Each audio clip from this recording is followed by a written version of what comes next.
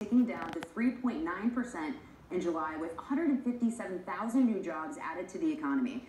And GDP surging to 4.2% in the second quarter, the best pace in nearly 4 years.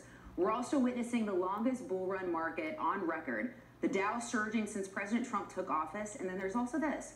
The president tweeting just last week a quote from a CNBC article reading consumer confidence pops in August to highest levels since October 2000.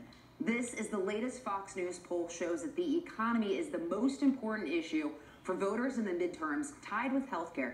So Dagan, I was talking to you before the show, and you had mentioned this is the strongest economy you have seen in quite some time. Can you explain to us? No, it's just incredible, and I don't think you need to look at the numbers. You can listen to a retailer like a Walmart or a Target, even high-end retailers like a Nordstrom. Walmart and Target have had their best, coming off their best quarter in more than a decade. People are out there spending. Confidence really speaks to how people feel in this country, and quite frankly, it goes back to the vast majority of Americans.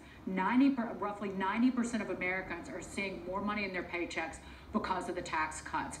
Businesses are spending. Corporate profits are up more than 16% in the most recent quarter. We're coming off the best quarter that we've had in 4 years.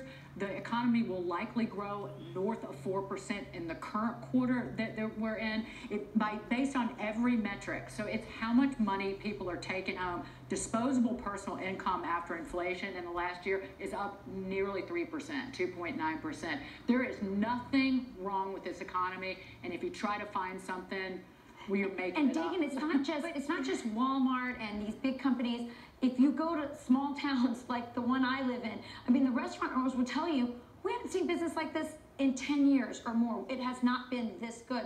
So even if they didn't vote for a Republican, it would be hard for them to go, do I want to turn my back on the people who put these policies in place? Because remember, everything the Republicans did, deregulating and lowering taxes, were things that not only did the Democrats not vote for or endorse. They actually said, I know, but they also said it's going to be Armageddon. So they said this, and everything that maybe let the Democrat get in here. I want to get Guy in here real quick. Well, I have a question for you. I'd like to get to you, but for Guy, are you seeing? You know, you're talking to candidates all the time on Benson Harv, members of Congress. Are they effectively utilizing the economy to try to drive out voters? I think Republicans are trying, certainly, and they have a 14-point lead on the economy over Democrats in a recent NBC Wall Street Journal poll. I think that I was talking to a couple Republicans who are in tough districts, sort of borderline districts, and they said the polling for the tax bill, for example, and the tax law now, was underwater significantly right after it passed and has steadily grown, but it's still an advantage, but not the huge advantage that you might expect.